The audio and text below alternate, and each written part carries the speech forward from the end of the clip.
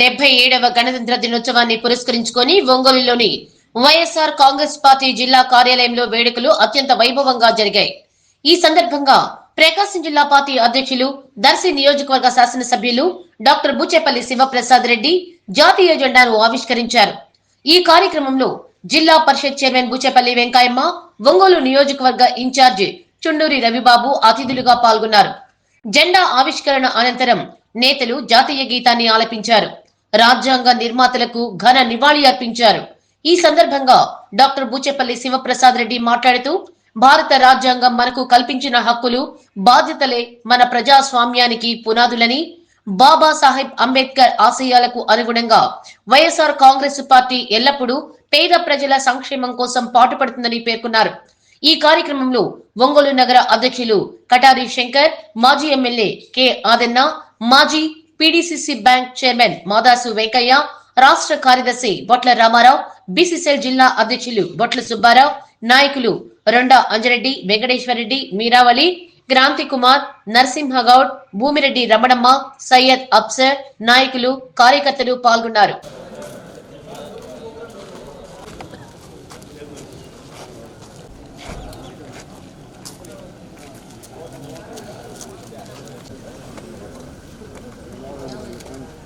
మామ వెనకరండి మా మీరు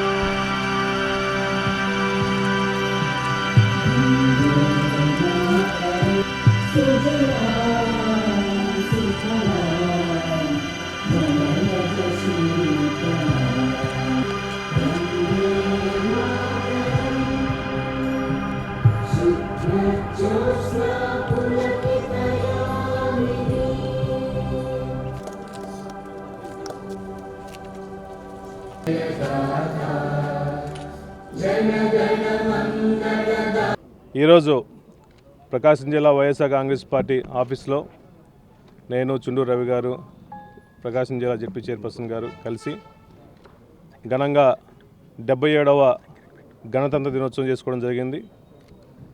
మన దేశంలో బ్రిటిష్ వాళ్ళు పోయిన తర్వాత బ్రిటిష్ వాళ్ళ చట్టాలు కాకుండా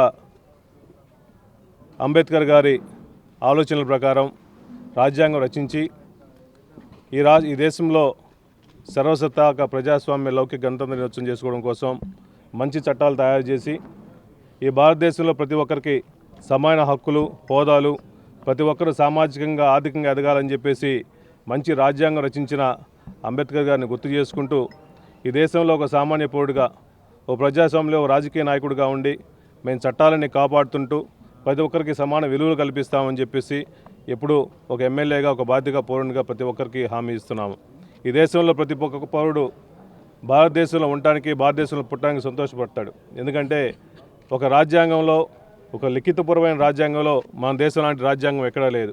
ఇటువంటి రాజ్యాంగంలో ప్రతి ఒక్కరూ ఆర్థికంగా, సామాజికంగా, ఎడ్యుకేషన్ పరంగా అన్ని విధాలుగా ప్రపంచ దేశాలు పోయినా మన దేశంలో ఖ్యాతిని ఇంకా వ్యాపింపజేస్తున్నారు.